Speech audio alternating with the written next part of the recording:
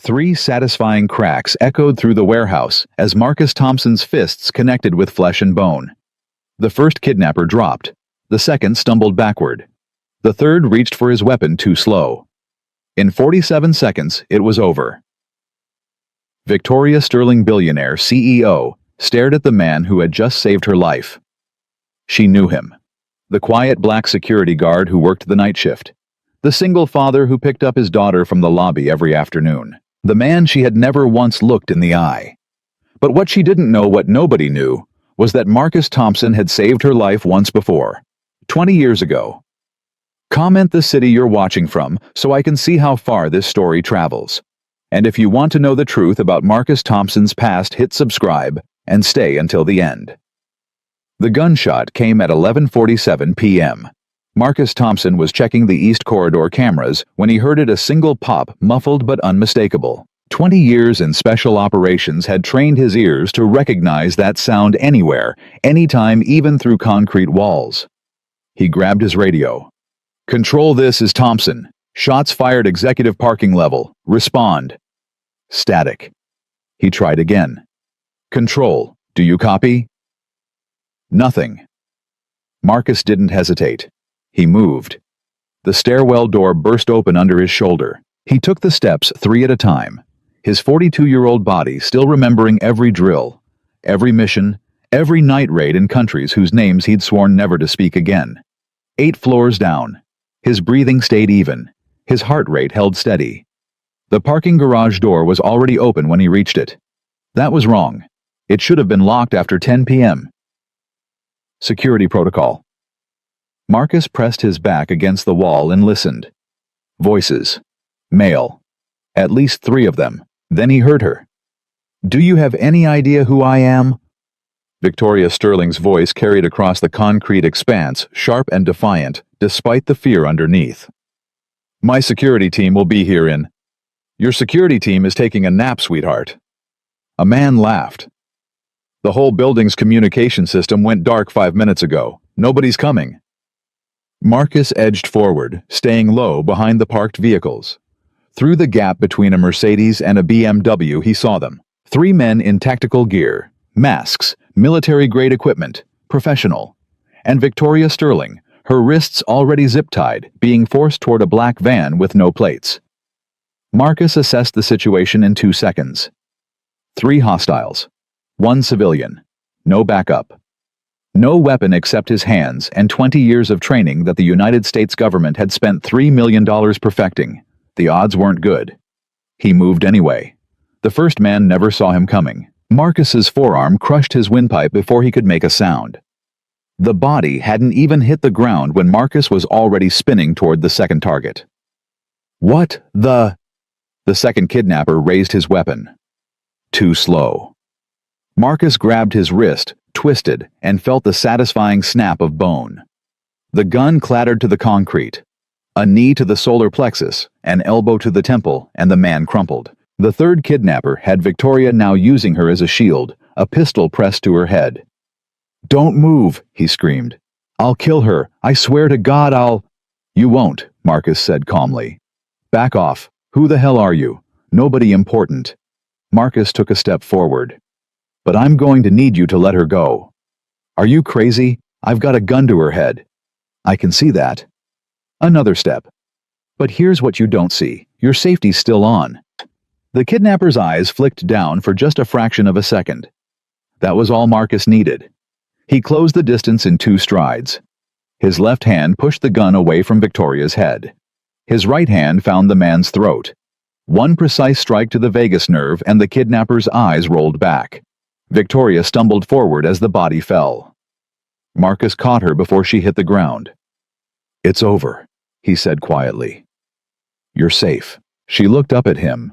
Mascara streaked with tears, her perfectly tailored suit torn at the shoulder. And for the first time in 3 years of working in the same building, Victoria Sterling actually saw Marcus Thompson. "You," she whispered. "You're the security guard from..." "Yes, ma'am."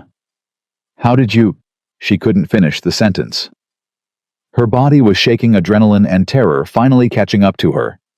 "We need to move." Marcus helped her stand. There might be more of them. Can you walk? She nodded, though her legs seemed uncertain about the plan.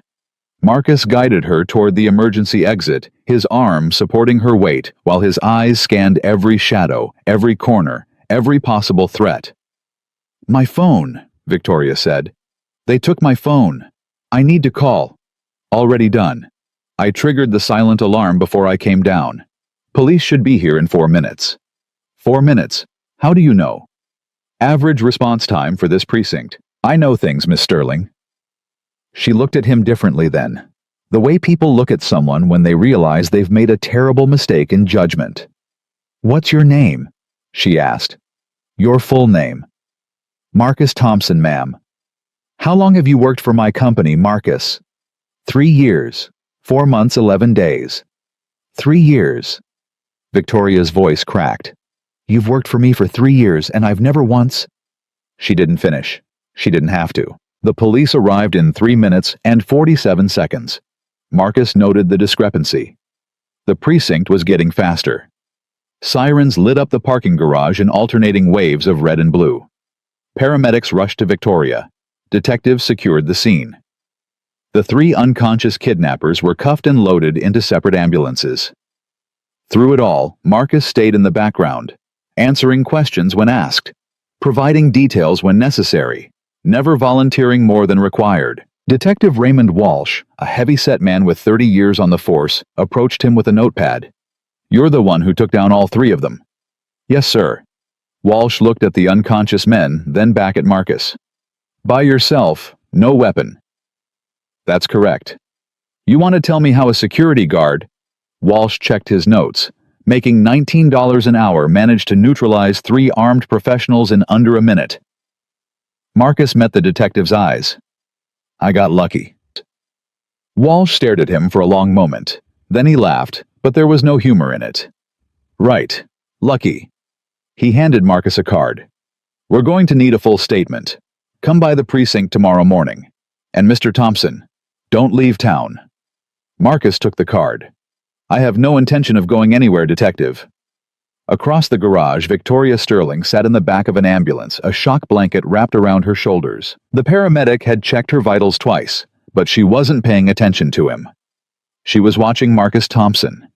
He stood alone near the stairwell entrance, answering questions from another officer with the same quiet calm he'd shown while taking down 3 armed men. His uniform was torn. There was blood on his knuckles, not his own. 3 years, she thought. 3 years I've walked past this man without a single acknowledgement. Her executive assistant, Claire, came running through the police tape. Victoria, oh my God, are you okay? I came as soon as I heard. I'm fine, Claire. The board is already calling. Mr. Harrison wants an emergency meeting first thing in the morning. The press is going to be all over this. We need to prepare a statement. Claire. Victoria's voice was sharp enough to cut glass. Who is Marcus Thompson? Claire blinked. Who? The security guard. The one who works the night shift. The one who just saved my life. I don't know, Victoria. He's just a security guard. He's been here for a few years, I think. Keeps to himself. Has a daughter he picks up from the lobby sometimes. A daughter. Yes, a little girl. 8 or 9 years old. Sweet kid. Always has her nose in a book. Victoria watched as Marcus finished his conversation with the officer and began walking toward the exit. He hadn't looked at her once since the police arrived. Find out everything about him, Victoria said. Everything? Victoria, you need to rest. You've just been through a trauma. I've been through worse, Claire. Trust me. Victoria stood shrugging off the blanket. I want his full background on my desk by noon tomorrow. Personnel file, military records, financial history. All of it. Military records. How do you know he's... Just do it, Claire. Marcus arrived home at 2:34 a.m. His apartment was small, 2 bedrooms in a building that had seen better decades. The elevator hadn't worked in 3 years. The hallway lights flickered like they were auditioning for a horror movie. But it was home.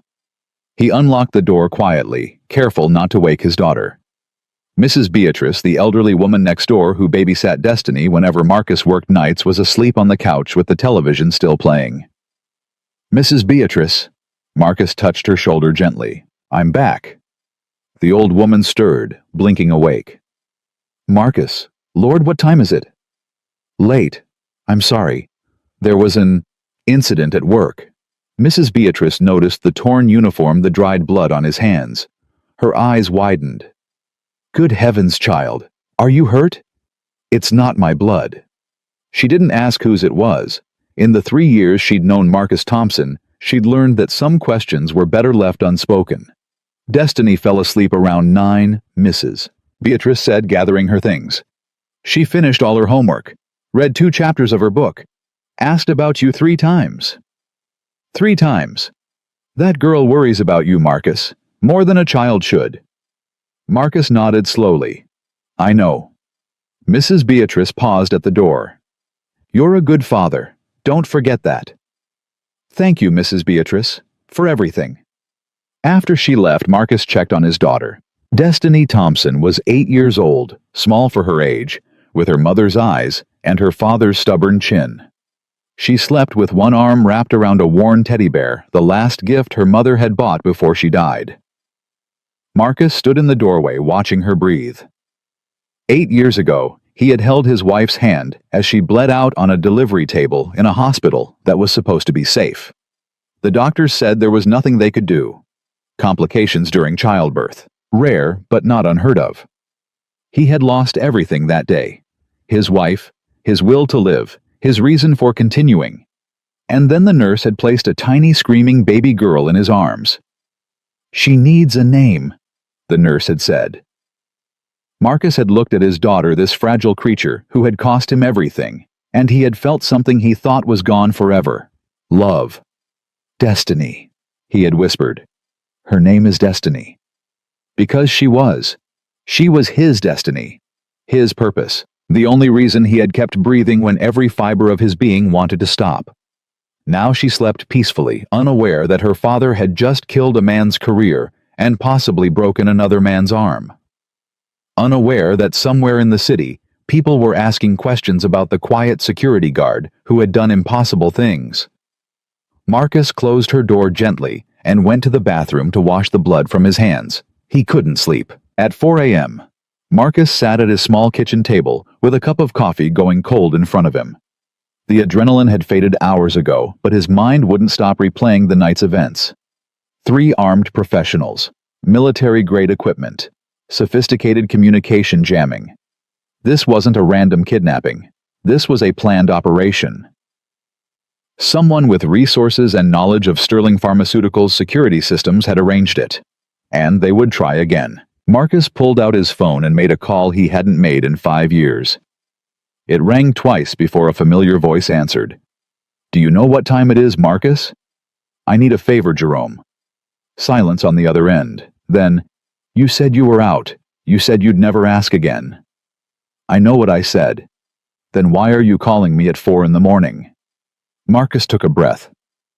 Someone tried to kidnap Victoria Sterling tonight. 3 professionals, military background, probably contracted. I need to know who hired them. Victoria Sterling, the pharmaceutical CEO. Why do you care about... Jerome stopped mid-sentence. Wait, is that where you've been working, Sterling Pharmaceuticals? I'm a security guard there. A security guard. Jerome laughed bitterly. Master Chief Marcus Thompson, Navy Cross recipient. 6 combat deployments. The man who single-handedly extracted 12 hostages from a Taliban compound, you're a security guard. It pays the bills. It's a waste, Marcus. You know it's a waste. I have a daughter now, Jerome. Destiny is 8 years old.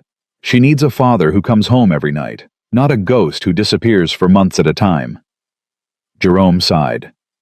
Fine, I'll look into it. But Marcus, you know that once you start pulling these threads, you can't stop. You remember what happened last time? I remember. 4 dead in Syria, 3 of them ours. You really want to open that box again? Marcus closed his eyes. The faces came immediately, as they always did. Rodriguez, Chen, Williams. Men who had trusted him. Men who had died because of a decision he had made in a fraction of a second. This is different, Marcus said quietly. This is about protecting someone. You can't save everyone, Marcus. You learned that the hard way. I know. Marcus opened his eyes. But I can save her. And I'm going to. Morning came too quickly. Destiny bounced into the kitchen at 7 a.m. already dressed for school, her backpack stuffed with more books than any third grader should reasonably own. Daddy, you're home. She launched herself at him, wrapping her small arms around his neck. Marcus held her tight, breathing in the smell of her strawberry shampoo, grounding himself in this moment. Hey, baby girl, sleep okay? I had a dream about flying. Destiny pulled back, grinning. I was a bird, but I could still read books while I was flying. Is that possible, Daddy? Could someone make a bird that reads, "Anything's possible, Destiny"? That's what you always say. Because it's always true. He made her breakfast, scrambled eggs and toast, the same meal he'd been making for 8 years, because it was the only thing he knew how to cook well. Destiny ate while telling him about her teacher's new haircut and how Tommy Morrison had gotten in trouble for putting a frog in the girls' bathroom. Normal things. Child things. The kind of things that reminded Marcus why he had given up everything else. Daddy? Destiny's voice was suddenly serious. Yeah, baby. Your hands are hurt. Marcus looked down. Despite his efforts to clean them, his knuckles were bruised and swollen. Destiny missed nothing. I had to help someone at work, he said carefully. Someone was in trouble. Did you save them? I tried. Destiny nodded solemnly. Mrs. Beatrice says you used to save people before I was born. Before Mommy went to heaven. Marcus felt his chest tighten. Mrs. Beatrice talks too much. Is that why you have the bad dreams, because you used to save people? The question hit him like a bullet to the vest. Not lethal, but painful enough to take his breath away. Sometimes, he said finally. Saving people is hard, Destiny. Sometimes you can't save everyone, and that stays with you. Is that why you're sad sometimes? I'm not sad, baby. I have you. How could I be sad? Destiny studied him with eyes far too old for her 8 years. Then she reached across the table and put her small hand on his bruised knuckles. It's okay to be sad, Daddy. I won't tell anyone. Marcus couldn't speak. He just nodded and held his daughter's hand until it was time for school. At Sterling Pharmaceuticals, the chaos had already begun. News vans surrounded the building. Reporters shouted questions at anyone who entered or exited. Social media was exploding with speculation about the kidnapping attempt and the mysterious security guard who had stopped it. Marcus entered through the service entrance, avoiding the cameras. He wasn't supposed to start his shift until 6 p.m., but he needed to be here. Needed to see if Victoria Sterling was safe. The security office was buzzing when he walked in. Thompson. Holy hell, man. Dave Morrison. The day shift supervisor grabbed his arm. You're all over the news. They're calling you a hero. They shouldn't. Are you kidding? You took down 3 armed guys by yourself. The police are saying those men were professionals, ex-military. How the hell did you? I got lucky, Marcus said flatly. That's all. Dave stared at him. Lucky, right. That's what you're going with. The security office phone rang. Dave answered it, listened for a moment, then looked at Marcus with wide eyes. That was Miss Sterling's assistant. She wants to see you, now, in her office. Marcus felt the ground shift beneath his feet. In 3 years, he had never been above the 20th floor, never been anywhere near the executive level, never been acknowledged as anything more than another uniform in the lobby. Tell her I'll be right there, he said. The elevator to the 47th floor felt like a coffin. Marcus stood alone as the numbers climbed, watching his reflection in the polished metal doors. He saw what Victoria Sterling would see: a middle-aged black man in a security guard uniform, bruised knuckles, tired eyes. The doors opened to a world he didn't belong in. Marble floors, original artwork on the walls, floor-to-ceiling windows, with a view that probably cost more than his annual salary per square foot. Victoria Sterling's assistant stood waiting. Mr. Thompson, I'm Claire. Miss Sterling is expecting you. She led him through a maze of offices where people in expensive suits stopped their conversations to stare. Marcus kept his eyes forward, his shoulders back. He had walked through hostile territory before. This was no different. The corner office door opened. Victoria Sterling stood behind a desk that probably cost more than Marcus's apartment. She had changed since last night. Fresh clothes, perfect makeup, not a hair out of place. But Marcus could see the tension in her shoulders, the dark circles barely concealed beneath her eyes. "Leave us, Claire," Victoria said, "and hold all my calls." The assistant hesitated. "Ma'am, is that—" "Now, Claire." The door closed behind Marcus. He stood at attention, waiting. Victoria walked around her desk, studying him like he was a puzzle she couldn't quite solve. Then she did something that surprised them both. She sat on the edge of her desk, breaking the barrier of formality. "3 years," she said quietly. 3 years you've worked in this building, and I've never spoken a single word to you." "That's correct, Miss Sterling." "Why didn't you ever say anything? Ask for a better position, demand recognition." "I didn't want recognition. I wanted a paycheck." "A paycheck?" Victoria laughed, but there was no humor in it. "I looked at your file this morning, Mr. Thompson. You were hired at the lowest security classification we offer. $19 an hour, no benefits for the first year, night shifts exclusively. Do you know how many times you've been passed over for promotion? 7 times. 7 times. And you never complained, never requested a meeting, never filed a grievance." She leaned forward. "Why?" Marcus met her eyes. "Because I didn't need advancement, Miss Sterling. I needed invisibility." "From what?" "From people like you." The words hung in the air between them. Victoria's face flickered with something, shame perhaps, or recognition. "I also looked into your background." She continued, her voice harder now. "Your personnel file says you worked private security in Maryland before coming here. No military service listed, no special training, just a standard security certification and a clean background check. That's what the file says. But that's not true, is it?" Marcus said nothing.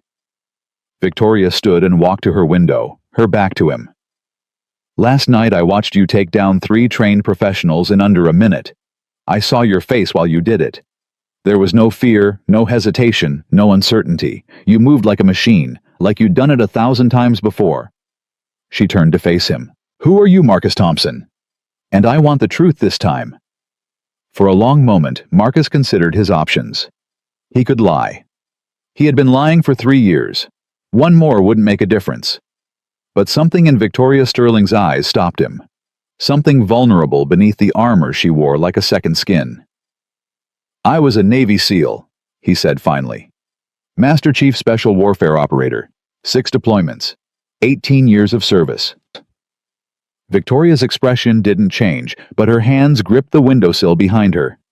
"Why did you leave?" "Because I made a mistake." Marcus's voice was flat. "A judgment call during an operation in Syria. 3 of my men died because of it." "The military blamed you?" "No. The military cleared me.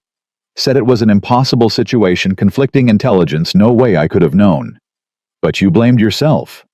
Marcus didn't answer. He didn't have to. Victoria was silent for a long moment. Then she walked to her desk, opened a drawer, and pulled out a manila folder. "This came in this morning," she said. "Background check I ordered on you. The real one, not the sanitized version in your personnel file." She handed him the folder. Marcus didn't need to open it. He knew what was inside. Navy Cross, Victoria read from memory. Silver Star with V device. Bronze Star with Combat V. Purple Heart 3 times. Classified operations in 14 countries. You extracted 12 hostages from a Taliban compound by yourself after your entire team was killed in an ambush. That was a long time ago. 3 of those hostages wrote letters of commendation. One of them was a senator's daughter. She called you a... Victoria checked the file. Guardian angel, who appeared from nowhere and saved us from certain death. Marcus felt the familiar weight settling on his shoulders, the weight of a past he couldn't escape. "Why are you telling me this, Miss Sterling?" "Because I need to understand something." Victoria closed the folder. "A man with your record, your capabilities, your decorations, you could work anywhere. Private security firms would pay you 6 figures. The CIA, FBI, NSA. They'd all recruit you in a heartbeat. Instead, you chose to work the night shift at my company for $19 an hour. Why?" Marcus looked at her, really looked at her for the first time. He saw a woman who had built walls so high she couldn't see over them anymore. A woman who had sacrificed everything for power and was only now realizing what it had cost her. "Because I have a daughter," he said simply. "And she needs a father who comes home every night. Not a hero, not a legend. Just a dad who makes her breakfast and helps with her homework and is there when she has bad dreams." Victoria's composure cracked. Just for a moment. Just enough for Marcus to see the human being beneath the CEO. "You gave up everything," she whispered. "For her." "I gave up nothing," Marcus corrected. "I gained everything that matters." The silence stretched between them, heavy with things unsaid. Finally, Victoria straightened the mask, sliding back into place. "Those men who tried to kidnap me last night," she said. "They weren't random criminals. They were professionals. Someone hired them. I know. I need protection, real protection, not the kind my current security team provides. I can recommend some firms." "I don't want a firm, Mr. Thompson." Victoria met his eyes. "I want you." Marcus shook his head. "I'm not that man anymore." "You were that man last night. You saved my life." "I reacted on instinct." "That's different."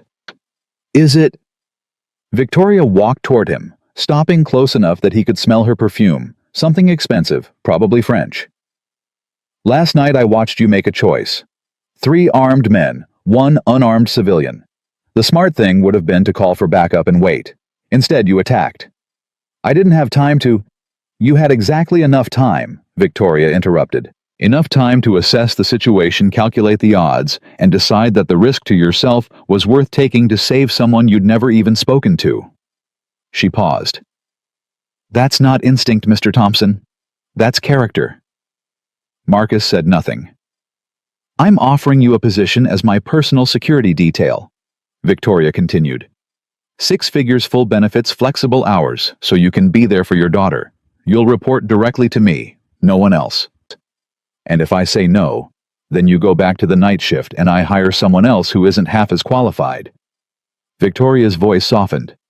"But I'm hoping you won't say no, because I have a feeling that whoever tried to kidnap me last night isn't going to stop.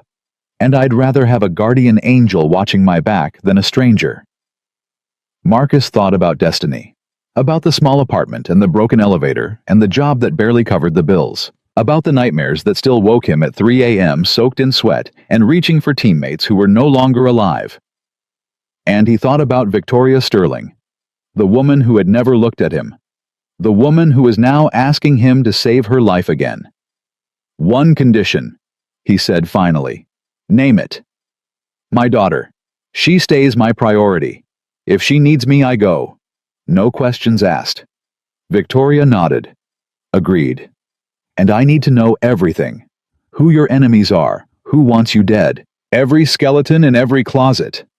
I can't protect you from threats I don't know about." Something flickered in Victoria's eyes. Fear, maybe? Or recognition of what she was about to reveal. "There are things in my past," she said slowly, "that could destroy me if they came to light. Then we start there." Victoria walked to her window and looked out at the city sprawled beneath her. From up here, the people below looked like ants. Easy to forget they were human. "My father built this company from nothing," she said quietly. "He was a genius, a visionary, but he was also ruthless. Some of his early business practices were questionable." Define questionable. Bribes to FDA officials. Suppressed clinical trial data. A competitor who died in a car accident that might not have been an accident. Victoria turned to face him. "I've spent 5 years trying to clean up his legacy, but there are people who know things. People who could use that information to destroy everything I've built. People like whoever hired those kidnappers." "Yes." Marcus processed this information, filing it away with the same precision he'd once used for mission briefings. "I'll need access to all your father's records. Business dealings, personal correspondence, financial transactions, everything. That will take time to compile." "Then start compiling." Marcus moved toward the door. "I'll be back this afternoon. Try not to get kidnapped before then." For the first time, Victoria Sterling smiled. It changed her entire face, making her look younger, softer, almost human. "Mr. Thompson." He paused at the door. "Thank you. For last night. For everything." Marcus nodded once. "That's what guardian angels do, Miss Sterling." He left before she could respond. In the elevator going down, Marcus allowed himself one moment of doubt. One moment to wonder if he was making the right choice. His phone buzzed. A text from Jerome. "Found something." These guys weren't just hired guns. They were sent by someone close to you. Someone who knows exactly who you are. Marcus stared at the message as the elevator descended. Someone close to him. Someone who knew his real identity. Someone who had wanted Victoria Sterling kidnapped and had known that Marcus would try to stop it. The elevator doors opened to the lobby. Marcus Thompson straightened his uniform and walked out into a world that had just become far more dangerous than he had imagined. Marcus read Jerome's message 3 more times before the words finally sank in. Someone close to you. Someone who knows exactly who you are. He deleted the text and pocketed his phone. The lobby security desk was empty. Dave must have stepped away for coffee. Marcus used the moment to slip into the back office and pull up the building's visitor logs from the past month. 1,200 names. Vendors, clients, job applicants, delivery personnel. Any one of them could be the connection. Any one of them could be watching him right now. His phone rang. Private number. "Thompson?" "You should have stayed invisible, Marcus." The voice was digitally altered, impossible to identify. "Now you've made yourself a target. Who is this?" "Someone who remembers Syria. Someone who knows what really happened in that compound." Marcus's blood went cold. That mission was classified. Nothing stays classified forever. You of all people should know that. The voice paused. "Stay away from Victoria Sterling. Walk away from this job. Take your daughter and disappear. That's the only warning you'll get." The line went dead. Marcus stood motionless in the security office, his mind racing through possibilities. The Syria mission had been buried under so many layers of classification that even most Pentagon officials didn't have access to the full details. Only a handful of people knew the truth about what happened in that compound, and most of them were dead. His phone buzzed again. This time it was a text from the school. "Mr. Thompson, please call the main office regarding Destiny. Not an emergency." Marcus was out the door before he finished reading. He broke 6 traffic laws getting to Westbrook Elementary. The drive that should have taken 20 minutes took him 11. He didn't care about the cameras or the tickets that would follow. The principal's office was painted in that particular shade of institutional beige that seemed designed to make everyone uncomfortable. Destiny sat in a plastic chair, her backpack clutched to her chest, her eyes red from crying. "Daddy." She ran to him, and Marcus caught her in his arms, checking her automatically for injuries. No visible wounds, no signs of trauma, just tears, and that look children get when the world has been unfair to them. "What happened?" Marcus asked, looking at Principal Henderson. The woman behind the desk shifted uncomfortably. "There was an incident during lunch. Some of the other children were saying things." "What kind of things?" "Mr. Thompson, perhaps we should discuss this privately. Tell me what happened to my daughter." Principal Henderson sighed. "Some of the children saw the news this morning about the kidnapping at Sterling Pharmaceuticals. They recognized you from the security footage that leaked online." Marcus felt his stomach drop. He had avoided the cameras in the parking garage, but someone must have captured him entering or leaving the building. They were calling Destiny's father a rent-a-cop. Henderson continued carefully, saying that black security guards shouldn't be on TV, that her family must be poor if you work nights for minimum wage. Destiny buried her face in Marcus's chest. Her small body shook with the effort of holding back sobs. "Who said these things?" Marcus's voice was calm. Too calm. "I've already spoken to the children involved. They'll be serving detention for the rest of the week. But Mr. Thompson, I have to be honest with you. Given the media attention, things might get worse before they get better. Perhaps keeping Destiny home for a few days?" No. Marcus set his daughter down gently, but kept his hand on her shoulder. My daughter did nothing wrong. She shouldn't have to hide because other people's children don't know how to behave. I understand, but... Principal Henderson. Marcus met the woman's eyes. I spent 18 years serving this country in places you've never heard of, doing things you couldn't imagine. I didn't do it so that my daughter would have to run away from bullies in a school I pay taxes to support. Henderson's face flushed. Mr. Thompson, I didn't mean... Destiny will be here tomorrow, same time as always. And I expect those children to apologize to her face. Am I clear? The principal nodded slowly. Yes, perfectly clear. Marcus took Destiny's hand and walked out of the office without another word. In the car, Destiny was quiet for a long time. Marcus let her process, knowing she would speak when she was ready. Daddy. Her voice was small. Yeah, baby. Is it true what they said? That we're poor? Marcus pulled the car over to the side of the road. He turned to face his daughter, taking her small hands in his large, calloused ones. Listen to me, Destiny. Being poor isn't about money. Being poor is when you don't have love, when you don't have people who care about you, when you don't have someone to make you breakfast and help you with your homework and hold you when you're scared. So we're not poor. Baby girl, we are the richest people I know, because I have you, and you have me, and nothing, his voice caught, nothing anyone says can change that. Destiny nodded slowly. Then she said something that nearly broke him. Those kids said you're just a security guard, that you're nobody. But I know that's not true, Daddy. I know you're special. Marcus pulled her into a hug, holding her tight enough that she wouldn't see the tears in his eyes. You're the special one, Destiny. You're the best thing I ever did. He dropped Destiny at Mrs. Beatrice's apartment with strict instructions to call him immediately if anything seemed wrong. The elderly woman took one look at Marcus's face and nodded without asking questions. She'll be safe with me. Mrs. Beatrice said, Go do what you need to do. How do you know I need to do anything? Mrs. Beatrice smiled, showing the gap where her two front teeth used to be. Because I've been watching men like you my whole life, Marcus Thompson. Men with that look in their eyes. The look that says someone's about to pay for hurting the people they love. Marcus didn't deny it. I'll be back by 7. I'll have dinner waiting. Back at Sterling Pharmaceuticals, the chaos had intensified. The leaked security footage had gone viral. Marcus's face was now on every news channel, every social media platform, every tabloid website. Mystery security guard saves billionaire. CEO Black Night Shift, hero who is Marcus Thompson. Single father, by day. Special forces by night.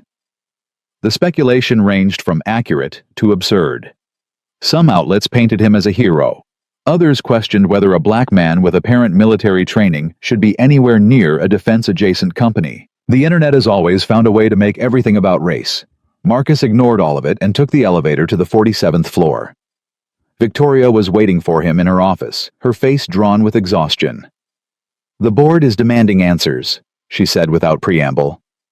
They want to know why I'm entrusting my safety to a man we know nothing about. They're threatening to call an emergency meeting to discuss your and I, quote, concerning background. Let them meet. Marcus. Miss Sterling. I've been threatened, my daughter's been bullied, and my face is on every news channel in America. A board meeting is the least of my concerns right now. Victoria studied him with those sharp eyes that missed nothing. What kind of threats? Someone called me this morning, told me to stay away from you, said they knew about my military service. Things that aren't in any file. Things like Syria. Marcus went still. You know about Syria. I know what the official records say. Classified operation casualties sustained no actionable intelligence recovered. Victoria walked to her desk and opened a drawer. But this morning I made some calls. People my father knew. People who owe the Sterling family favors. She pulled out a folder thicker than the one she'd shown him earlier. Tell me about Operation Nightfall, Marcus. The name hit him like a physical blow. He hadn't heard those words spoken aloud in 5 years. He had tried to bury them along with the 3 men who died because of his decisions. Who told you that name? Does it matter? Yes. It matters very much. Victoria set the folder on her desk. A man named General Patrick Morrison. He said he was your commanding officer for the last 2 years of your service. Morrison! Marcus breathed the name like a curse. Morrison is the one who recommended me for that mission. He's the one who provided the intelligence that turned out to be wrong. He also said you blamed yourself for what happened. That you resigned your commission even though the military wanted to promote you. That you disappeared off the grid for almost a year before resurfacing in Maryland with a new identity and a newborn daughter. Marcus said nothing. The official story is that your team was ambushed during a hostage extraction. 3 operators killed 12 hostages, rescued 1 enemy compound destroyed. You received the Navy Cross for conspicuous gallantry. I know what the official story says, but that's not what really happened, is it?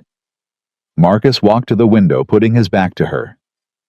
The city stretched out below, indifferent to the secrets being excavated in this glass tower. We had intel on a high-value target, he said finally. An ISIS commander responsible for dozens of American deaths. The mission was supposed to be simple. Insert neutralize extract. We'd done it 100 times before. But something went wrong. Everything went wrong. Marcus's voice was hollow. The intel said 12 hostages lightly guarded. What we found was a trap. 40 hostiles, fortified positions, heavy weapons. Someone had leaked our mission profile. A mole. Had to be. Someone with access to classified communications. Someone who knew exactly when and where we'd be hitting that compound. Victoria moved closer to him. And your men? Rodriguez was the first to fall. Took a round in the neck 30 seconds after we breached. Chen tried to pull him to cover and caught 3 in the chest. Williams? Marcus stopped, his jaw clenching. Williams was my best friend. 15 years we'd served together. His daughter was the same age as Destiny. What happened to him? I had to make a choice. The hostages were in the east building. The enemy was concentrated in the west. Standard protocol said to extract the hostages first, deal with the hostiles second. But the hostages were guarded by only 3 men. If we hit the west building first, we could eliminate the main threat and then extract at leisure. You went west. I went west. By the time we cleared the building and reached the hostages, Williams had taken a round through his vest. Kevlar stops bullets. It doesn't stop the hydrostatic shock that tears your organs apart. Marcus turned to face her. His eyes were dry, but his voice carried the weight of 1,000 sleepless nights. He died in my arms, asking me to tell his daughter that Daddy loved her. Those were his last words. Not curses, not blame. Just love for a little girl he'd never see again. Victoria was silent for a long moment. When she spoke, her voice was softer than Marcus had ever heard it. You made a tactical decision under impossible circumstances. No one could have known. I knew. Marcus cut her off. I knew the moment I chose west instead of east. I felt it in my gut. But I ignored it, because the mission profile said west was the right call. The intelligence said west was where the threat was. And the intelligence was wrong. The intelligence was designed to make us fail. Whoever leaked our mission wanted us dead, wanted us to breach that compound and never come out. Did you ever find out who? Marcus shook his head. The investigation went nowhere. Too many layers of classification, too many people with access, too much plausible deniability. After Williams died, I didn't care anymore. I just wanted out. Victoria processed this information, her analytical mind clearly working through the implications. Someone called you this morning who knew about this mission. Yes. Someone who wants you to stay away from me. Yes. Which means the person who tried to have me kidnapped and the person who betrayed your team in Syria might be connected. Marcus had already arrived at this conclusion, but hearing Victoria say it aloud made it feel more real, more dangerous. That's what I'm afraid of, he admitted. Then we need to find out who they are before they make another move. Victoria's chin lifted. You didn't think I was going to sit on the sidelines while someone tries to destroy my company and kill my new head of security, did you? Miss Sterling. Victoria, If we're going to be working together, you can at least call me by my first name." Marcus hesitated. First names implied familiarity, partnership, trust, things he had learned not to give easily. "Victoria," he said, finally tasting the word. "This isn't a corporate merger. These people have already killed before. They won't hesitate to kill again." "Then we'd better move fast." Victoria picked up her phone. "I'm calling General Morrison. If someone on the inside leaked your mission, he might know who had access to that intelligence. Morrison won't talk to you. He will if I tell him what I know about his offshore accounts in the Cayman Islands." Victoria smiled grimly. "My father kept files on everyone who ever did business with him. Insurance policies, he called them. Morrison was one of his military contacts. There's a reason he answered my call this morning." Marcus felt a grudging respect for this woman who had been born into wealth but clearly understood how power really worked. "Make the call, but put it on speaker. I want to hear everything." Victoria dialed. The phone rang twice before a gravelly voice answered. "Miss Sterling, I was wondering when you'd call back." "General Morrison, I have Marcus Thompson here with me. We need to ask you some questions." A long pause. Then, "Thompson, it's been a while." "5 years," Marcus said flatly. "You could have called." "I tried. You disappeared. Changed your name, moved across the country, started a new life. I got the message. The message was that I didn't want to be found by anyone connected to what happened in Syria. And yet here you are working for the daughter of Robert Sterling, the same Robert Sterling who helped fund half our black operations in the Middle East." Morrison's voice carried an edge of irony. "That's quite a coincidence, Thompson."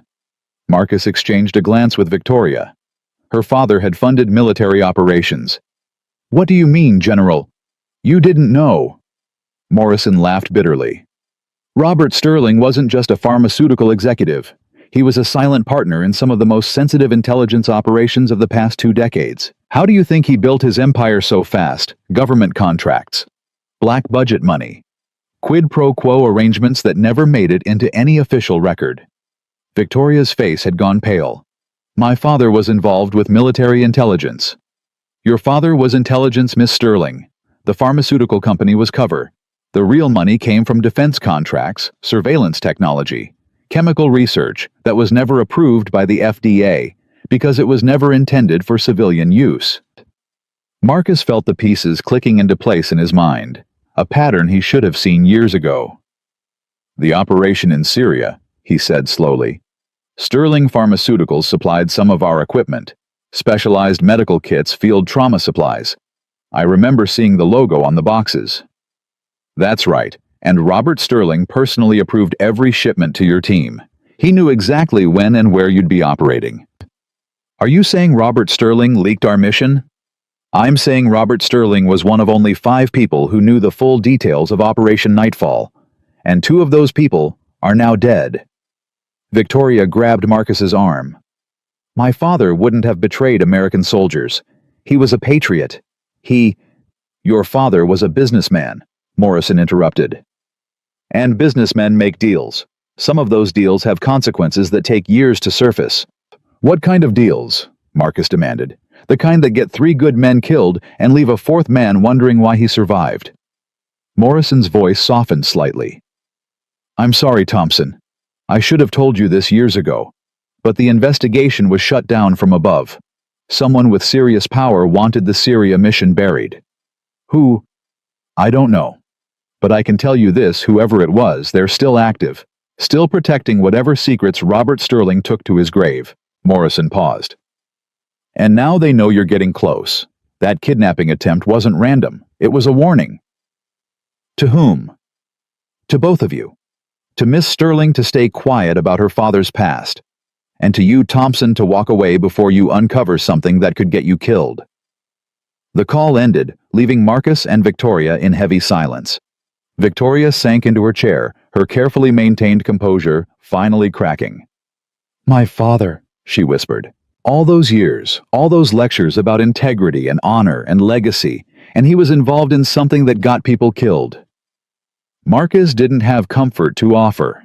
His own feelings about Robert Sterling were evolving rapidly from indifference to suspicion. "We need to find those files," he said. "Whatever your father was hiding, it's the key to everything. The kidnapping, the Syria mission, the person who's threatening us now. The files could be anywhere." My father was paranoid about security. He kept physical records, digital backups, safety deposit boxes in 3 different countries. "Then we start looking. Tonight." Victoria looked up at him, her eyes red but determined. "You realize that if we find what we're looking for, it could destroy everything my father built. Everything I've spent my life protecting." "I know. And you're still willing to help me." Marcus thought about Destiny, about Mrs. Beatrice, about the small apartment that had become his sanctuary. He thought about Williams dying in his arms, about the 3 years he'd spent hiding from a past that had finally found him. "Someone threatened my daughter today," he said quietly. "Someone made her cry because of what I did to protect you. I don't walk away from that. Not ever." Victoria stood and walked toward him. For a moment, Marcus thought she might embrace him. Instead, she extended her hand. "Partners." Marcus took her hand. Her grip was stronger than he expected. Partners. They had no idea what they were about to uncover. No idea that the truth would be far worse than either of them imagined. No idea that before the week was over, they would both have to face the darkest moments of their pasts and make choices that would define the rest of their lives. But in that moment, standing in Victoria Sterling's glass tower as the sun set over the city, Marcus Thompson felt something he hadn't felt in years. Hope. It was a dangerous feeling. Hope had betrayed him before, in a compound in Syria, in a hospital delivery room, in all the moments when he'd allowed himself to believe that things might turn out okay. But he held on to it anyway, because hope was all he had left. That, and a promise to a little girl who believed her daddy was special. He intended to prove her right. The search began that same night. Victoria led Marcus to a private elevator hidden behind a panel in her office wall. The elevator descended past the parking garage, past the basement levels, past the building's foundation, to a sub-basement that didn't appear on any architectural plans. "My father had this built when the company went public," Victoria explained as the doors opened. "He called it his insurance vault." The room beyond was larger than Marcus expected. Steel walls, climate-controlled, filled with filing cabinets and storage boxes marked with dates going back 30 years. "You've never been down here before." "Once, the day after he died. His attorney brought me here to show me that it existed. I was supposed to inventory everything, but I couldn't bring myself to do it. Too painful." Marcus understood. Grief had a way of freezing time, making certain places and objects untouchable. "We're going to have to touch everything now," he said gently. Victoria nodded and pulled out the first drawer. They worked in silence for the first hour, sorting through decades of documents. Financial records, merger agreements, patent filings, legal correspondence. Most of it was mundane corporate paperwork, the kind of documentation any large company would maintain. Then Marcus found the locked cabinet. "This one's different," he said, examining the heavy-duty lock. "Military grade, biometric scanner." Victoria walked over and pressed her thumb to the scanner. Nothing happened. "It needs my father's print." "Which means whatever's inside he never intended for you to see." Marcus pulled out a small kit from his jacket pocket. Victoria watched as he produced tools she didn't recognize. "Where did you learn to do that?" "Navy taught me a lot of things." The lock clicked open. Most of them aren't in any manual. Inside the cabinet were 3 items: a leather journal, a USB drive, and a sealed envelope with Victoria's name written in her father's handwriting. Victoria's hands trembled as she picked up the envelope. "I know that writing. That's his personal script, the one he only used for important things." "Open it." She hesitated, staring at her name, as if the letters themselves might bite her. "Whatever's in here is going to change everything, isn't it?" Marcus had no comfort to offer, probably. Victoria took a breath and tore open the envelope. The letter inside was 2 pages handwritten, dated 3 days before Robert Sterling's death. Victoria read it aloud, her voice growing more unsteady with each sentence.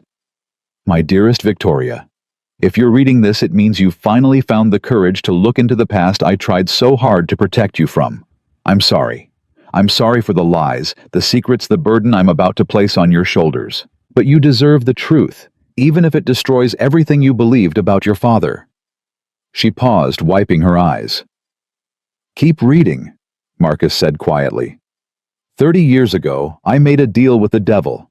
His name was Senator Harrison Cole. He promised me government contracts, regulatory protection, and the capital I needed to build Sterling Pharmaceuticals into an empire. In exchange, I provided his intelligence operations with research technology and, most importantly, cover. For 3 decades, my company served as a front for activities that could never be traced back to official government channels. Marcus felt his pulse quicken. Senator Harrison Cole. The name was familiar. A powerful figure on the Armed Services Committee known for his hawkish foreign policy views. Victoria continued reading. The Syria operation was Cole's project. He needed military assets eliminated to protect a weapons deal he had negotiated with certain parties in the region. I didn't know the full extent of what he planned until it was too late. By the time I realized that American soldiers would die because of intelligence I helped provide, the operation was already in motion. The journal fell from Victoria's hands. "My father," she whispered. "My father helped kill your friends."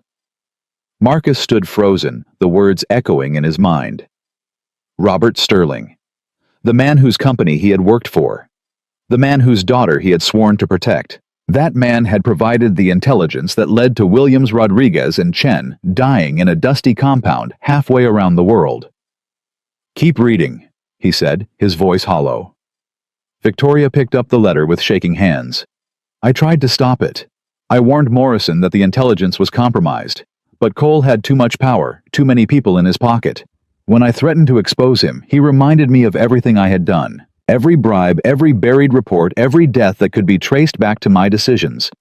He owned me, Victoria, and through me he owned you." "The helicopter accident," Marcus said suddenly. "Your father's death. That wasn't an accident, was it?" Victoria looked at him, horror dawning in her eyes. "The letter, it says that if anything happens to him, it will be because he finally found the courage to do what he should have done 30 years ago. He was planning to testify, to bring down Cole and everyone connected to him. And Cole had him killed before he could." The realization hung between them like a blade. "Senator Harrison Cole murdered my father to protect himself," Victoria said slowly, as if testing the words. "And now he's coming after me because he thinks I might know what my father knew.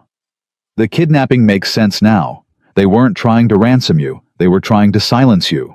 Victoria's grief transformed into something harder, colder. "Then they miscalculated. Because now I'm not just going to expose him, I'm going to destroy him. That's not going to be easy. Cole has been building his power for decades. He has allies in every branch of government, connections in intelligence agencies, private military contractors who do his dirty work. He also has enemies, people who have been waiting for a chance to take him down." Victoria picked up the USB drive. "And if I know my father, this drive contains everything we need to do exactly that." They took the materials back to Victoria's office.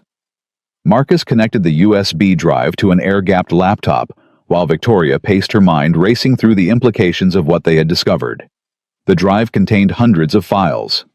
Financial transactions, recorded phone calls, photographs, internal memos. 30 years of evidence documenting Senator Harrison Cole's corruption. His illegal weapons deals, his covert operations, and most damningly, his involvement in the deaths of American service members. "This is enough to put him away for life," Victoria said, scrolling through the files. "Maybe enough for a death sentence. It's also enough to get us both killed the moment he finds out we have it. Then we need to move fast. Get this to someone who can use it before Cole knows what's happening." Marcus shook his head. "We can't trust anyone in government. Cole has too many people in his pocket. Any leak, any hint that this evidence exists, and it'll disappear along with both of us." "Then what do you suggest?" Before Marcus could answer, his phone rang. Mrs. Beatrice's number.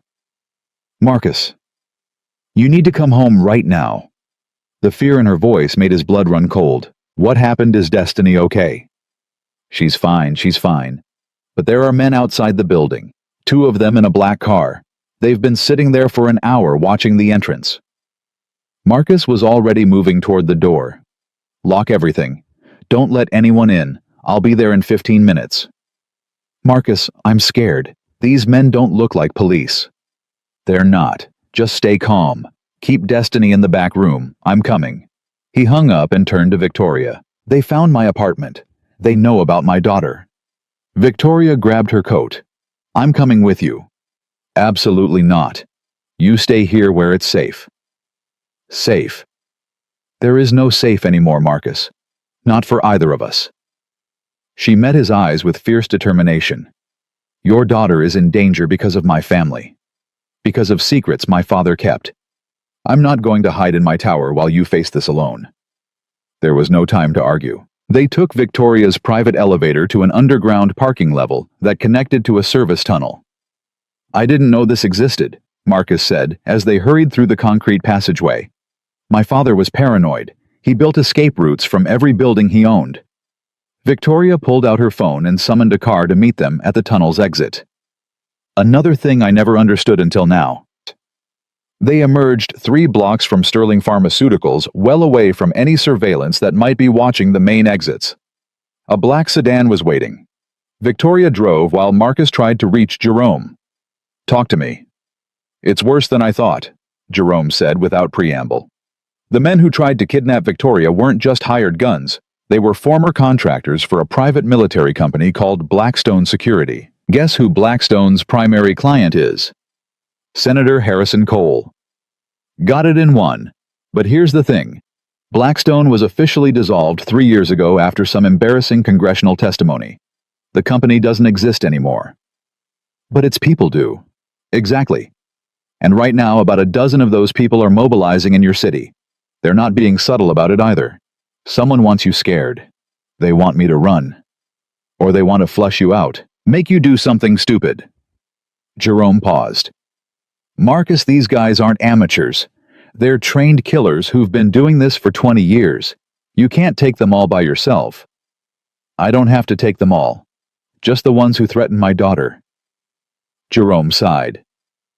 I was afraid you'd say that. Look, I've got some friends who still owe me favors. Former Rangers Delta guys, people who'd love a chance to put some hurt on Cole's operation. I can have them in your city by tomorrow morning. Tomorrow morning might be too late. Then stay alive until then. Can you do that? Marcus looked at Victoria, her jaw set with determination as she navigated through traffic. I'll do my best. They reached Marcus's neighborhood in 12 minutes. Victoria parked 2 blocks from his building, and they approached on foot using the shadows for cover. The black car was exactly where Mrs. Beatrice had described it. 2 men inside, both watching the building's entrance. What's the plan? Victoria whispered. You stay here. If anything goes wrong, you take this. He handed her the USB drive, and you get it to a journalist. Someone outside Cole's reach. The Washington Post has a reporter named Sarah Chen who's been investigating government corruption for years. Find her. Marcus, promise me. Victoria took the drive. I promise. But nothing's going to go wrong. Marcus moved through the darkness like he'd been born in it. 20 years of training took over muscle memory, guiding him through patterns of movement designed to make him invisible. He approached the car from the blind spot, staying low, timing his movement with the rhythm of passing traffic. When he was close enough, he could see both men clearly. Military bearing, alert but not expecting immediate contact. One was checking his phone. The other was watching the building. Marcus made his move. The driver's window shattered under his elbow. His hand found the man's throat before he could reach for his weapon. A precise strike to the carotid, and the driver slumped unconscious. The passenger reacted faster than expected, already drawing his gun as Marcus came around the car. But Marcus had anticipated this. He grabbed the gun arm twisted and used the man's own momentum to slam his head into the dashboard. 30 seconds. Both men unconscious. No shots fired. Marcus zip-tied their wrists and ankles with materials from their own pockets, then searched them for identification. No wallets, no ID cards. but one of them had a phone with recent text messages. Package confirmed at location. Awaiting green light. Target Alpha Mobile. Tracking in progress. Secondary objective, acquire the child for leverage. Marcus's vision went red. They were going to take Destiny, use her as leverage, hurt his little girl to get to him. He forced himself to breathe, to think. Rage wouldn't save his daughter, only precision would. He took both phones and ran toward the building. Mrs. Beatrice opened the door before he knocked her face pale with relief. Thank the Lord, I've been praying since I hung up. Where's Destiny? In her room. I told her you were coming. She's been so brave, Marcus, not a single tear. Marcus moved through the apartment, checking every room, every window, every possible point of entry. When he reached Destiny's bedroom, she was sitting on her bed with a book open in her lap, but she wasn't reading. Daddy? She ran to him, wrapping her arms around his waist. Mrs. Beatrice said there were bad men outside. They're gone now. Daddy took care of them. Are we safe? Marcus knelt down to her level, cupping her face in his hands. This precious girl who was his whole world. This innocent child who was being dragged into a war she didn't understand. We're going to have to leave for a little while, he said gently. You, me, and a friend of mine. We're going to go somewhere the bad men can't find us. Like a vacation. Something like that. Will I miss school? Marcus smiled despite everything. Probably. Is that okay? Destiny considered this seriously. Will there be books where we're going? As many as you want. Then it's okay. He helped her pack a small bag while Mrs. Beatrice gathered some supplies from the kitchen. The elderly woman pressed a bag of food into his hands. You're a good man, Marcus Thompson. You take care of that baby girl. I will. And Mrs. Beatrice, you should stay with your sister in New Jersey for a few days, just to be safe. She nodded, understanding more than she let on. I'll leave tonight. Victoria was waiting in the car when Marcus emerged with Destiny. The little girl's eyes widened when she saw the stranger in the driver's seat. Daddy, who's that? This is Miss Victoria. She's a friend. She's pretty. Victoria smiled, though it didn't reach her eyes. Thank you, sweetheart. Your daddy talks about you all the time. He does. All the time. He says you're the smartest girl he knows. Destiny beamed. That's because I read a lot. Reading makes you smart. Daddy says so. They drove through the night, leaving the city behind. Marcus navigated to a safe house Jerome had set up years ago, a cabin in the mountains 3 hours from the city. No one knew about it, except the two of them. Destiny fell asleep in the back seat within 20 minutes, exhausted from the stress of the evening. Marcus watched her in the rearview mirror, his heart aching with a mixture of love and fear. She's beautiful, Victoria said quietly. She looks like you. She has her mother's eyes. Tell me about her mother. Marcus was silent for a long moment. He hadn't talked about Jasmine to anyone in years. Her name was Jasmine. We met at a coffee shop in Virginia when I was between deployments. She was a nurse, smartest, kindest woman I ever knew. She made me believe that there could be more to life than missions and objectives. What happened? Complications during childbirth. The doctors said it was rare but not unheard of. A condition no one caught until it was too late. Marcus's hands tightened on the steering wheel. She held Destiny for 3 minutes before she died, just long enough to say, I love you, and take care of our baby. Victoria reached over and placed her hand on his arm. The touch was gentle, human, a connection he hadn't allowed himself in years. I'm sorry. So am I, every day. They drove in silence for a while, the only sound Destiny's soft breathing from the back seat. Can I ask you something? Victoria said. Go ahead. When you found out what my father did, that he was involved in the operation that killed your friends, why didn't you walk away? Why are you still helping me? Marcus considered the question carefully before answering. Because your father didn't kill my friends. Senator Cole did. Your father made mistakes, terrible mistakes, but he was trying to make them right at the end. He was going to testify. He was going to expose everything, even if it meant destroying himself. That doesn't change what he did. No. But it changes what you have the chance to do. Marcus looked at her. You can finish what he started. You can bring down Cole and everyone connected to him. You can make sure Williams and Rodriguez and Chen didn't die for nothing. Victoria's eyes glistened in the darkness. And what about you? What do you get out of this? Justice, closure, the chance to look at my daughter and know that the world she grows up in is a little bit less corrupt than it was before. That's a heavy burden to carry. I've been carrying heavy burdens my whole life. At least this one means something. They reached the cabin just before midnight. It was small but secure with reinforced doors and windows, a generator for power, and enough supplies to last 2 weeks. Marcus carried Destiny inside and laid her on one of the beds. She stirred briefly, mumbling something about books and vacations, then settled back into sleep. Victoria stood by the window looking out at the darkness. What happens now? Now we wait. Jerome's people will be here by morning. Once we have backup, we can start planning our next move. And then we go to war. Not the kind with guns and bombs, though there might be some of that too. The kind that's fought with information and exposure. We're going to drag Harrison Cole into the light and watch him burn.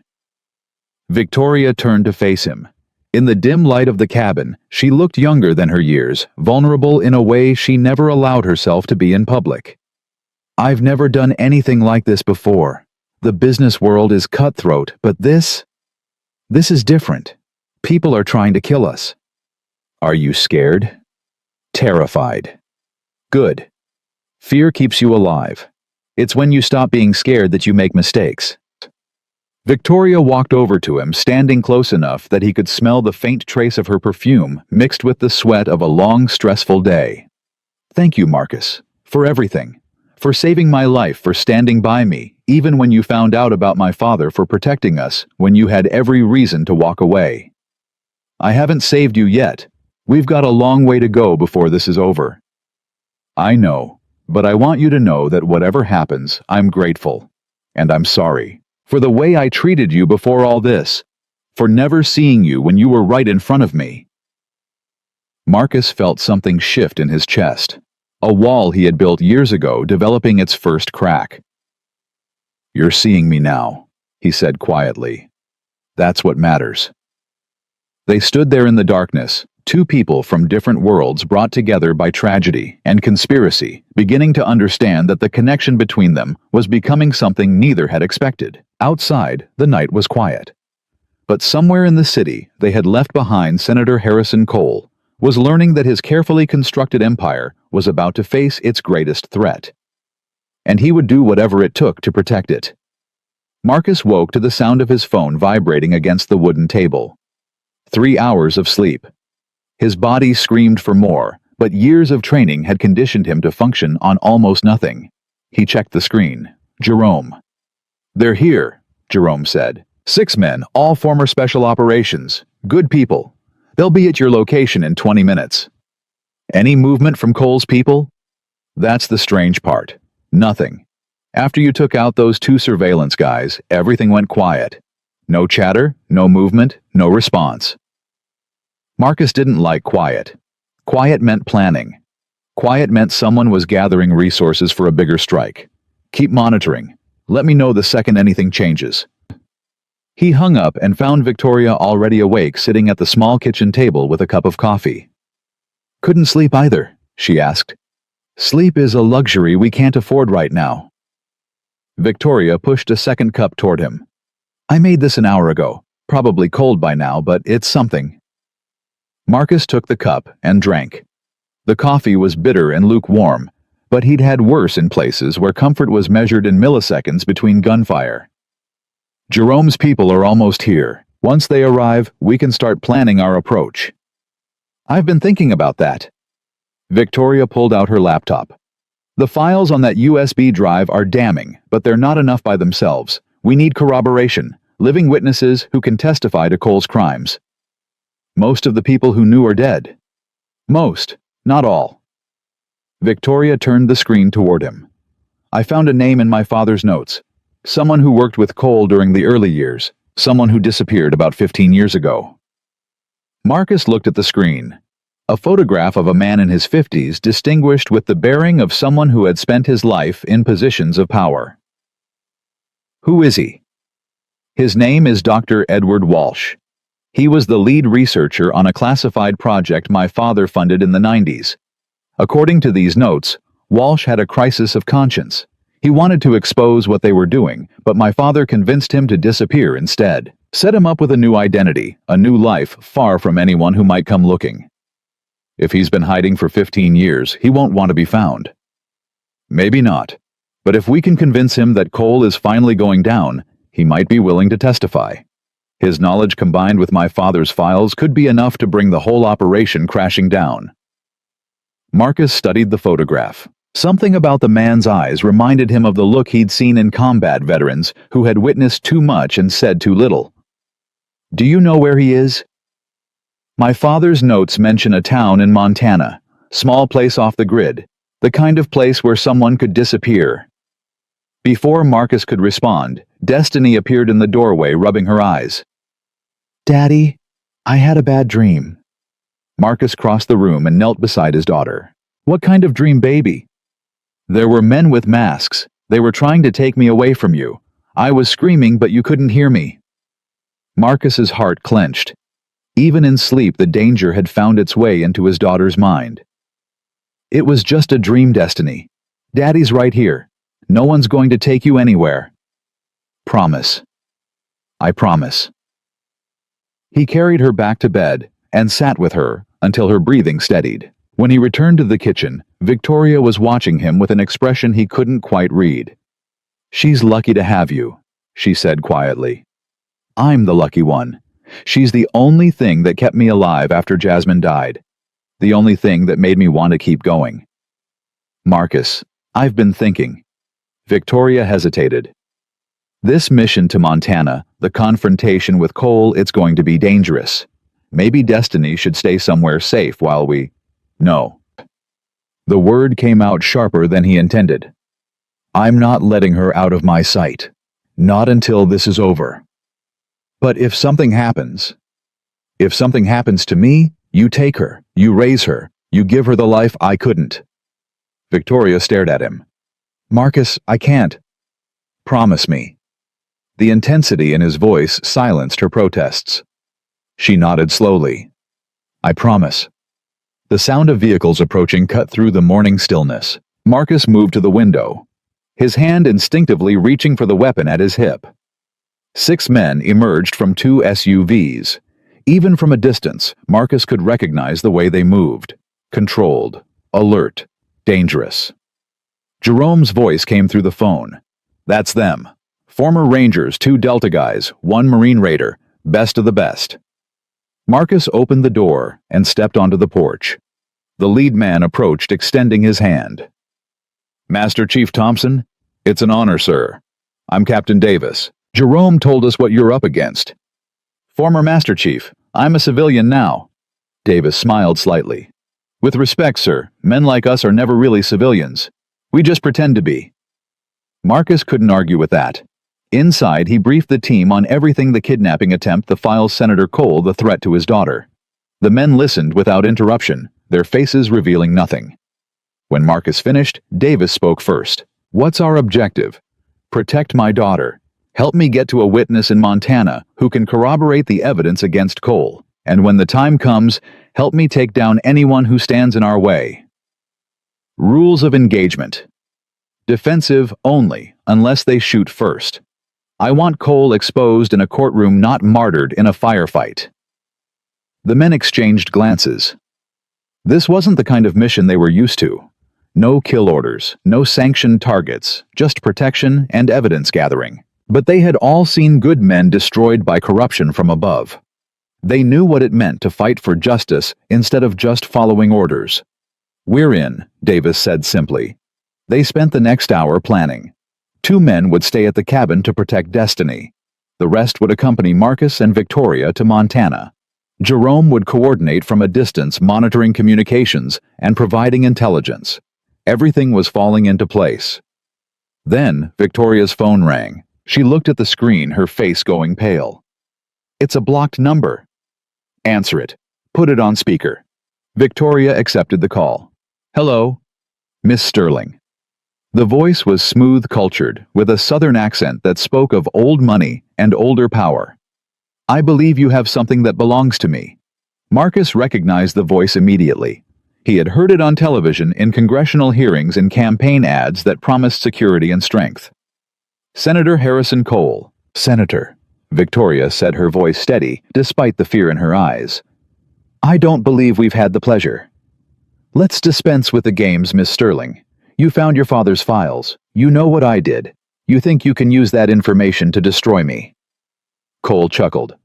"I admire your ambition. It reminds me of Robert in his younger days." "My father was nothing like you."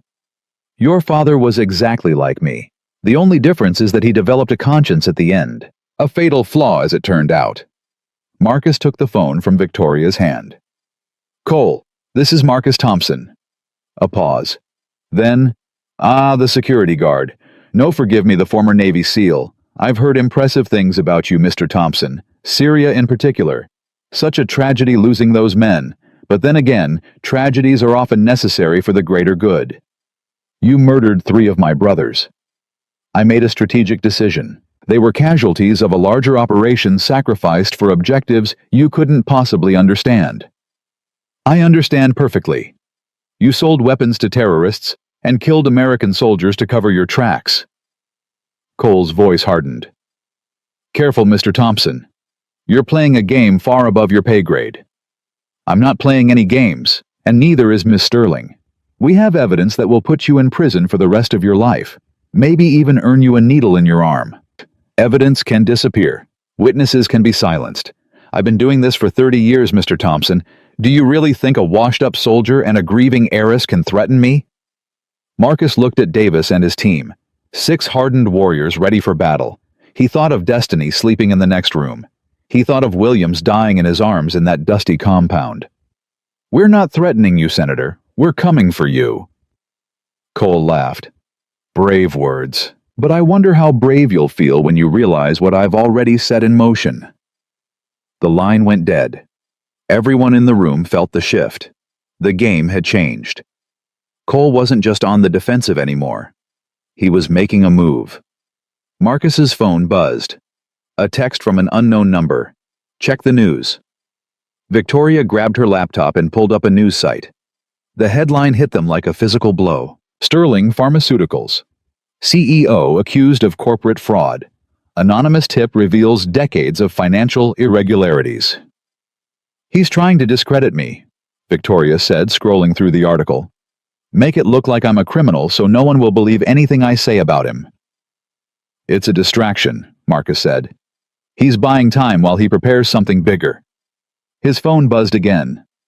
Another text. "You should have taken my warning, Mr. Thompson. Now your daughter pays the price." Marcus's blood turned to ice. He ran to the back room where Destiny was sleeping. The bed was empty. The window was open. And on the pillow, a note written in block letters, "We have her. Come alone to the warehouse at 47th and Industrial. 1 hour. Bring the evidence, or she dies." Marcus couldn't breathe. The world narrowed to a single point of white-hot rage. "Marcus," Davis's voice cut through the haze, "we need to think tactically. This is obviously a trap." "I don't care if it's a trap. They have my daughter. And if you go in alone, you'll both die. Cole gets the evidence, eliminates his witnesses, and walks away clean." Victoria grabbed Marcus's arm. "He's right. We need a plan." "There is no plan." Marcus's voice cracked. "That's my little girl. The only thing I have left in this world." Davis stepped forward, placing both hands on Marcus's shoulders. "Look at me, Master Chief. Look at me." Marcus met his eyes. "I have 2 daughters at home, 7 and 9.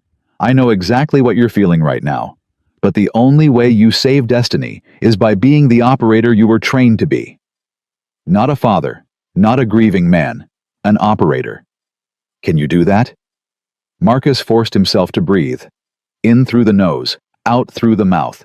The technique he had used 1,000 times before missions that could end in death. "Yes," he said finally. "I can do that." They planned quickly. Davis and 2 of his men would approach from the rear. 2 others would cover the exits. Marcus would enter through the front as demanded, but he would be wearing a wire. Jerome would monitor from a mobile command post. Victoria insisted on coming. "Absolutely not," Marcus said. "Cole wants the evidence. If I show up with you, it might buy us time, make them think we're surrendering. And if they kill you, then you'll have a clear conscience to do what needs to be done." Victoria's eyes were fierce. "I'm not staying behind Marcus. Not this time." There was no time to argue. They moved. The warehouse was exactly the kind of place Marcus had raided 100 times before. Industrial district, minimal lighting, multiple entry points, terrible sight lines. Perfect for an ambush. Perfect for an execution. Marcus approached the main entrance with Victoria at his side. His weapon was visible. They would expect him to be armed, but his real advantage was the team positioning themselves in the shadows. The door opened before they reached it. A man in tactical gear gestured them inside. "Weapons on the ground. Both of you." Marcus complied slowly, buying time for Davis's team to get into position. Inside, the warehouse had been converted into a makeshift command center. Communications equipment. Tactical displays, a dozen armed men positioned around the perimeter. And in the center, sitting in a chair with her hands tied, was Destiny. "Daddy, I'm here, baby. Everything's going to be okay." "Touch her, and I'll kill everyone in this room," Victoria said, her voice ice cold. A door opened, and Senator Harrison Cole stepped into the light. In person, he looked exactly like his photographs. Distinguished, powerful, with the easy confidence of a man who had never faced real consequences for his actions. "Miss Sterling, Mr. Thompson, thank you for accepting my invitation." "Where's my daughter?" "Safe, for now." Cole smiled. "The evidence, please." Victoria pulled the USB drive from her pocket. "First, let Destiny go." "I'm afraid that's not how this works. The evidence first. Then we'll discuss the terms of your release." "What guarantee do we have that you'll let us go?" "None whatsoever." Cole spread his hands. "But what choice do you have?" Marcus felt the familiar calm settling over him. The operator taking control, pushing the father down into a place where emotions couldn't interfere. He counted the guards. 12. 2 by each exit, 4 around the perimeter, 2 flanking Cole. All armed with automatic weapons. Professional stances. Bad odds. But he'd faced worse. "Senator," Marcus said, his voice even. "Before we do this, I want to know one thing." "Ask." "Syria. The intelligence leak that got my men killed. Was it worth it?" Cole considered the question, as if Marcus had asked about the weather. "Strategic calculations are rarely about individual lives, Mr. Thompson. Your men were acceptable losses in a larger operation. Their sacrifice enabled us to eliminate a much greater threat and secure a position that has benefited American interests for 5 years. Their names were Williams, Rodriguez, and Chen. Williams had a daughter. She's 13 now. Never got to say goodbye to her father. Touching, but ultimately irrelevant." Marcus smiled. It wasn't a pleasant expression. "I disagree, Senator. I think it's very relevant. Because Williams's daughter is the reason I'm going to destroy you." Big words for a man with no leverage. "See, that's where you're wrong." Marcus's eyes never left Cole's. "You think the evidence on that drive is your only problem, but I made copies, sent them to journalists, federal prosecutors, foreign intelligence agencies. By tomorrow morning, your entire operation will be exposed to the world." Cole's composure flickered, just for a moment, but Marcus caught it. "You're bluffing." "Am I?" Marcus tilted his head. "You've been investigating me, Senator. You know my service record. You know what I'm capable of. Do you really think I'd walk into this warehouse without insurance? Even if you did send copies, I have enough influence to suppress any investigation." "Maybe, but can you suppress all of them at once? The Washington Post, the New York Times, the FBI, MI6, Interpol. I covered every base, Senator, every single one." Victoria stared at Marcus. He hadn't told her about any copies, because there weren't any. But Cole didn't know that. "It doesn't matter." Cole's voice hardened. "You'll be dead. Your daughter will be dead. And Miss Sterling will be exposed as a fraud and a criminal. Whatever evidence emerges will be dismissed as fabrications from a desperate woman. Maybe. Or maybe the world will finally see you for what you are." Marcus took a step forward. A traitor. A murderer. A coward who kills soldiers from behind a desk and calls it strategy. Cole's face twisted with rage. Enough! Kill them all! The guards raised their weapons, and the world exploded. Davis and his team breached simultaneously from 3 entry points. Flashbang grenades filled the space with blinding light and deafening noise. Marcus was already moving his body, remembering every drill, every combat scenario, every moment he had trained for. He reached Destiny in 4 seconds, cutting her restraints with a knife hidden in his sleeve. She screamed his name, but he couldn't stop to comfort her. Stay behind me, baby. Don't look. The firefight was brutal and brief. Davis's team was outnumbered, but better trained, better positioned, better motivated. Within 60 seconds, half of Cole's guards were down.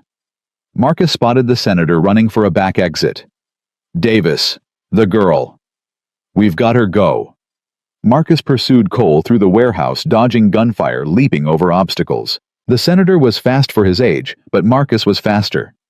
He caught Cole at the back door, tackling him to the ground. They struggled, the older man surprisingly strong, but Marcus had 20 years of combat experience and a lifetime of rage to fuel him. He pinned Cole to the concrete, his hands around the senator's throat. This is for Williams, Marcus growled. For Rodriguez. For Chen.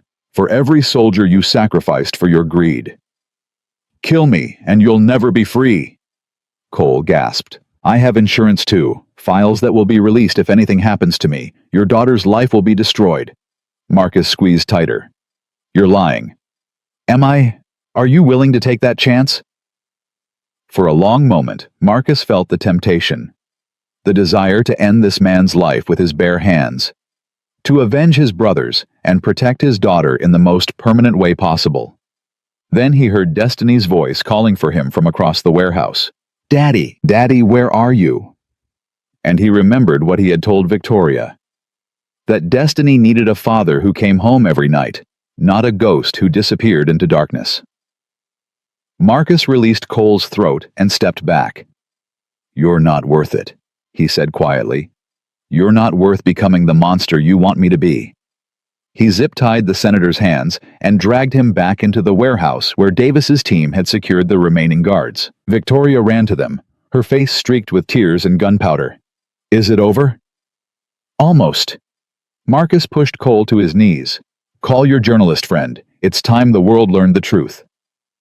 Destiny broke free from Davis's protective grip and ran to her father. Marcus caught her in his arms, holding her tight enough to feel her heartbeat against his chest. Daddy, I was so scared. I know, baby, I know. But you were so brave. The bravest girl I've ever known. Did you save us? Marcus looked at Cole, defeated and broken on the warehouse floor. He looked at Victoria, already on the phone with the reporter who would expose everything. He looked at Davis and his team warriors who had answered the call when it mattered most. We all saved each other, Destiny. That's what family does. Outside, sirens began to wail. Help was coming. The truth was about to be revealed, and Marcus Thompson, the invisible man who had lived in the shadows for so long, finally stepped into the light. The federal agents arrived 17 minutes after Victoria's call. Marcus watched from a distance as they secured the warehouse, processed the surviving guards, and took Senator Harrison Cole into custody. The man who had orchestrated the deaths of American soldiers, who had traded weapons with terrorists, who had murdered Robert Sterling and tried to destroy everyone who stood against him, that man was now in handcuffs, being read his rights like a common criminal. It should have felt like victory. Instead, Marcus felt hollow. Destiny had fallen asleep in his arms, exhausted from fear and adrenaline. He carried her to one of the agency vehicles, where a female agent had set up a makeshift comfort station with blankets and water. She's going to need counseling, the agent said gently. Trauma like this doesn't just go away. I know. There's a good children's specialist at the Bureau, Dr. Sarah Mitchell. She's helped a lot of kids who've been through worse. Marcus looked at his daughter's face, peaceful in sleep, despite everything she had witnessed. I'll do whatever it takes to help her heal. Victoria found him there an hour later, her face pale with exhaustion, but her eyes burning with something Marcus hadn't seen before. Purpose. The FBI wants our statements. They're setting up a formal debriefing at the field office. How long? Hours. Maybe days. They want everything, the files, the recordings, the testimony. They're building a case that will put Cole away for multiple life sentences. Marcus nodded slowly. What about the fraud accusations against you? Already being investigated as fabricated. Cole's people planted false documents, but they didn't cover their tracks well enough. The Bureau's forensic accountants are dismantling the whole thing. Victoria paused. My father's name will be cleared too. Posthumously, but still. He wasn't a perfect man, but he wasn't the monster Cole tried to make him. No, he was just a man who made mistakes and tried to fix them at the end. Like all of us. They stood in silence for a moment, watching the controlled chaos of the federal response. Agents moving with purpose, evidence being cataloged, witnesses being interviewed. The machinery of justice finally turning against the right target. Marcus? Victoria's voice was soft. I need to say something. Go ahead. When this is over, the debriefings, the trials, all of it, I want you to stay. Not as my security. Not as an employee. She took a breath. As a partner. Partner in what? In everything. The company, the foundation. I want to start the work that needs to be done. She met his eyes. In my life. Marcus felt the weight of her words. The offer of something he had told himself he didn't deserve. A future. A purpose beyond survival. Victoria. I'm a broken man. I have nightmares. I have baggage that would fill a cargo plane. I have a daughter who needs to be my first priority for the rest of my life. I know all of that. And you still want me around. Victoria reached out and took his hand. Her fingers were cold, trembling slightly, but her grip was firm. I spent 3 years looking through you like you didn't exist. I was so focused on proving myself, on living up to my father's legacy, that I forgot how to see people as anything other than obstacles or tools. Her voice cracked. You saved my life, Marcus. Not just from those kidnappers, but from becoming someone I wouldn't recognize, someone cold and empty and alone. You would have found your way eventually.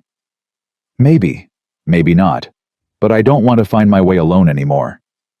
She squeezed his hand. I'm not asking you to love me. I'm not asking for anything except the chance to build something together. Something good. Something that honors the people we've lost. Marcus looked at Destiny still sleeping in the vehicle. He thought about Williams, about the promise he had made to a dying friend. He thought about Jasmine, about the life they had planned together before it was stolen. And he thought about the future. A concept he had stopped believing in years ago. Okay, he said quietly. Okay. I'll stay. We'll build something together. But Victoria, he turned to face her fully. I need you to understand something. I'm not the hero those news stories are going to make me out to be. I'm a man who's done terrible things in terrible places. I've killed people. I've made decisions that cost lives. I carry that weight every single day. I'm not looking for a hero, Marcus. I'm looking for someone real. Someone who understands that the world isn't black and white, that good people sometimes do bad things, and bad people sometimes have moments of grace. Victoria's eyes glistened. I'm looking for someone who can help me become better than I was. That's a lot of pressure. We'll carry it together. The debriefings lasted 4 days. Marcus told the FBI everything about Syria, about Cole's network, about the intelligence leak that had killed his teammates. He testified about the warehouse assault, about the evidence they had gathered, about the confession Cole had made when he thought he was in control. Victoria provided the financial documentation, the classified files, the recorded communications. Her father's decades of insurance policies became the foundation of a case that would eventually bring down not just Cole, but 17 other government officials and private contractors who had participated in his schemes. The media explosion was immediate and overwhelming. Senator Harrison Cole arrested for treason, murder, and conspiracy. Black security guard revealed as decorated war hero. Sterling Pharmaceuticals, CEO, and former Navy SEAL exposed decades of government corruption. The headlines ran for weeks. Talk shows debated the implications. Congressional committees launched investigations. The American public struggled to process the revelation that a sitting United States senator had sold weapons to terrorists and murdered American soldiers to cover his tracks. Through it all, Marcus tried to stay invisible. He refused interview requests from every major network. He declined book deals from 6 different publishers. He ignored the recruitment offers from private security firms willing to pay 7 figures for his services. Instead, he focused on what mattered. His daughter. Destiny started therapy 2 weeks after the warehouse. Dr. Mitchell was exactly what she needed. Patient kind, skilled at helping children process trauma without forcing them to relive it. After 6 sessions, Destiny's nightmares had decreased from every night to once a week. After 3 months, she was sleeping through the night again. School was harder. The other children knew what had happened. Some treated Destiny like a celebrity asking questions she didn't want to answer. Others whispered behind her back, spreading rumors that grew more outlandish with each retelling. But Destiny was her father's daughter. She faced it all with a resilience that made Marcus's heart swell with pride. "Tommy Morrison said you killed 20 bad guys with your bare hands," Destiny reported one afternoon. "I told him it was only 6, and you used your feet too." Marcus laughed a real laugh, something he hadn't done in years. How did Tommy take that correction? "He said you're still the coolest dad ever. He wants to know if you can teach him karate." "I don't know karate." That's what I told him. "I said you know something better, but it's classified." Destiny grinned. "Is that true? Is what you know classified?" "Some of it." "Cool." Victoria was true to her word. 3 months after Cole's arrest, she announced the formation of the Thompson Foundation, named not after her family, but after Marcus and Destiny. The foundation's mission was comprehensive support for single parents struggling to raise children alone, job training and placement for veterans returning from service, mental health resources for first responders, and their families' scholarships for children who had lost parents to violence or tragedy. Victoria funded the initial endowment with $50 million from her personal fortune. Within a year, corporate sponsors had tripled that amount. Marcus resisted at first. "I don't want my name on anything. I'm not a symbol." "You already are a symbol," Victoria countered. "Whether you like it or not, your story inspired millions of people. Single fathers who feel invisible, veterans who think they're broken beyond repair, Black men who've been told they can't be heroes in their own country. I didn't do any of this to inspire people. I know. That's exactly why you inspire them." The foundation's headquarters occupied the ground floor of Sterling Pharmaceuticals. Every day, Marcus walked through a lobby where his photograph hung alongside images of the people the foundation had helped. Veterans who had found jobs, parents who had received emergency assistance, children who had earned scholarships to colleges they never thought they could afford.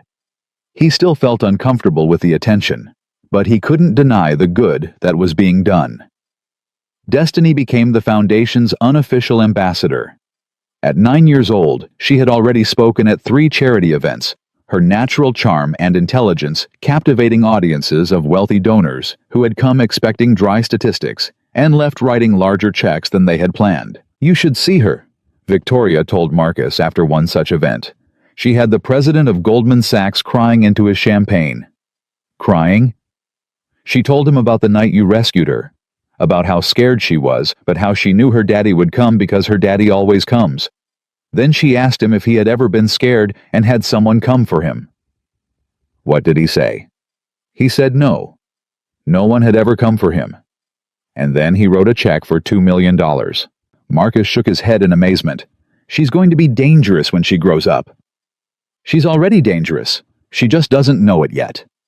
The trial of Senator Harrison Cole began in federal court 11 months after his arrest. The prosecution presented a case built on irrefutable evidence, financial records, classified communications testimony from former associates who had accepted plea deals in exchange for cooperation. The defense tried everything: procedural challenges, character witnesses, constitutional arguments, but nothing could overcome the weight of documentation that Robert Sterling had spent 30 years compiling. Marcus was called to testify on the 4th day of the trial. He walked into the courtroom wearing the first suit he had owned since leaving the military. Victoria had helped him pick it out charcoal gray, simple but well cut. Destiny had adjusted his tie before he left that morning, her small fingers surprisingly deft. You look handsome, Daddy. Thanks, baby. Don't forget to tell the truth. I never forget that. The prosecution walked him through the events in Syria, the intelligence leak, the deaths of his teammates. Marcus spoke clearly and precisely, the way he had been trained to give mission briefings. No emotion, no embellishment, just facts. Then the defense attorney stood for cross-examination. Mr. Thompson, isn't it true that you blamed yourself for the deaths of your fellow soldiers? Yes. And isn't it true that you suffered from severe PTSD after returning from service? Yes. Isn't it possible that your perception of events was colored by your mental state, that you constructed a narrative of conspiracy because you couldn't accept that your own decisions led to your teammates' deaths? Marcus met the attorney's eyes. The man was good, expensive suit, confident posture, the kind of lawyer who made careers destroying witnesses. Counselor, I've spent 5 years analyzing what happened in Syria.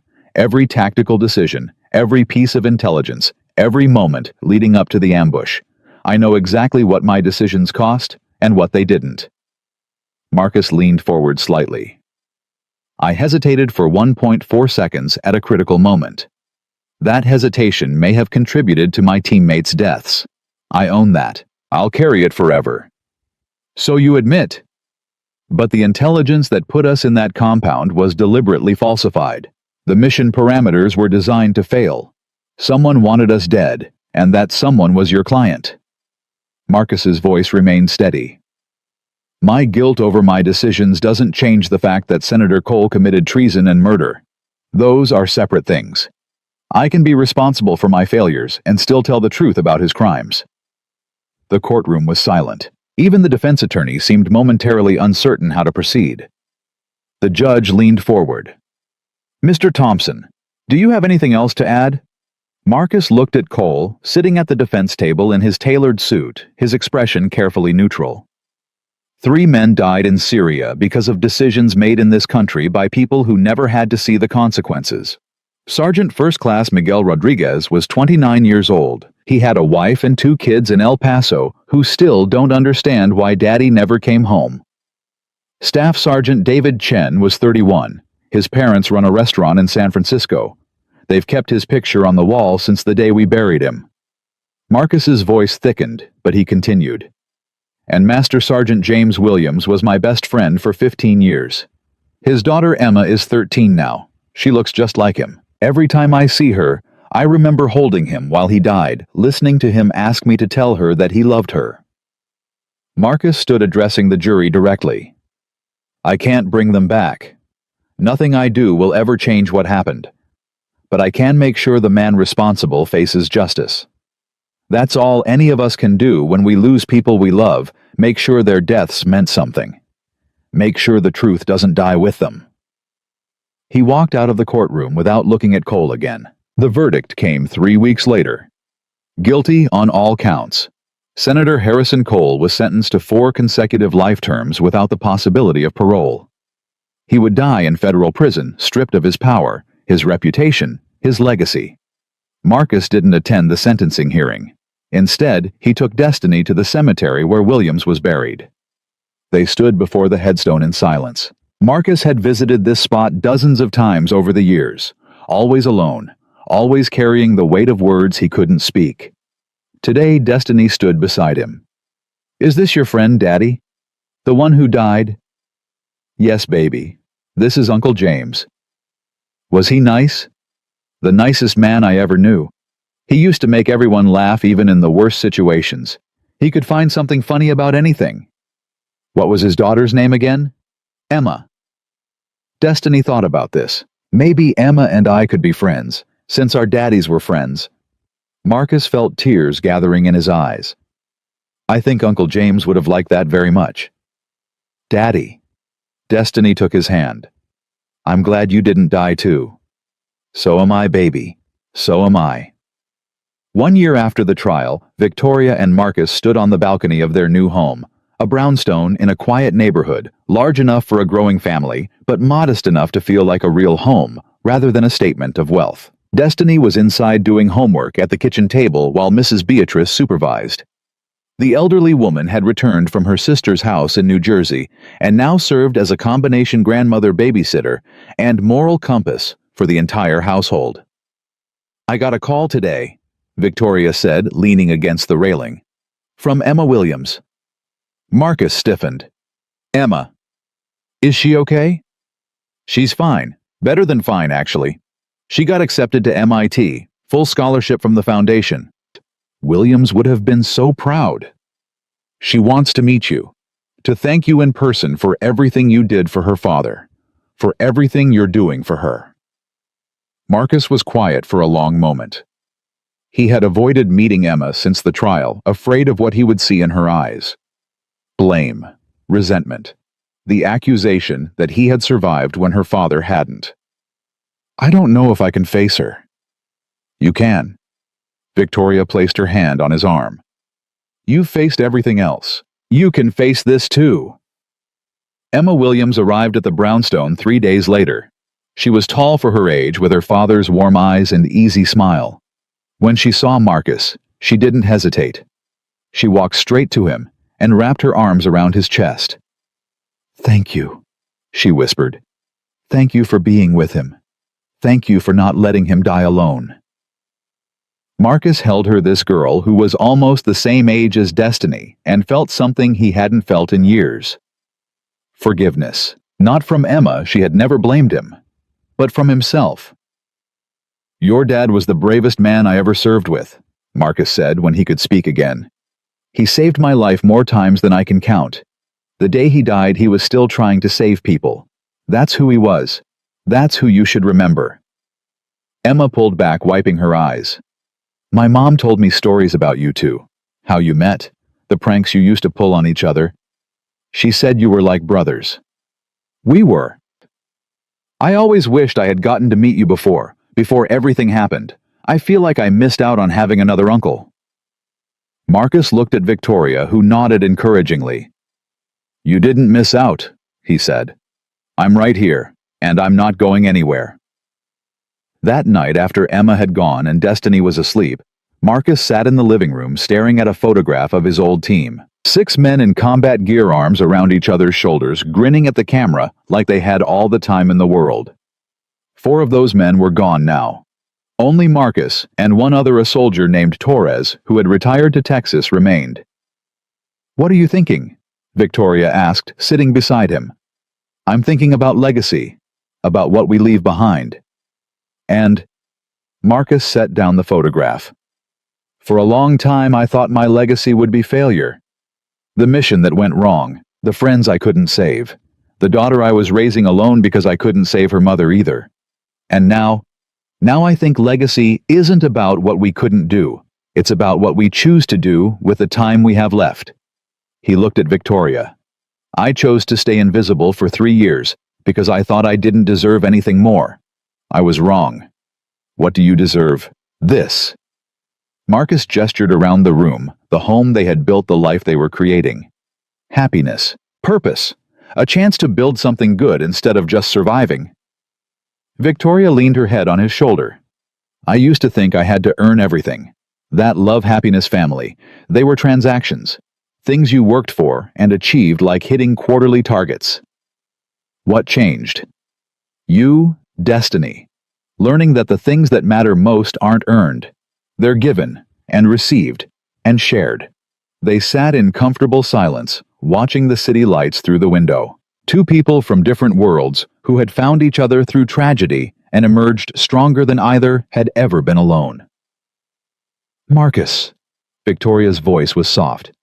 "Yeah. I love you. I know we haven't said it yet. I know there's still so much we're figuring out, but I need you to know that." Marcus felt the words settle into his chest, filling spaces that had been empty for longer than he could remember. "I love you too. And Destiny. She's not just your daughter anymore. She's mine too. Ours. I know. I want to adopt her, officially, if that's okay with you, if that's okay with her." Marcus pulled back to look at Victoria. Her eyes were bright with tears and hope, and something else, a fierce determination that reminded him of the woman who had demanded answers in her office a lifetime ago. She already calls you Mom when she thinks I'm not listening, he said. Victoria laughed through her tears.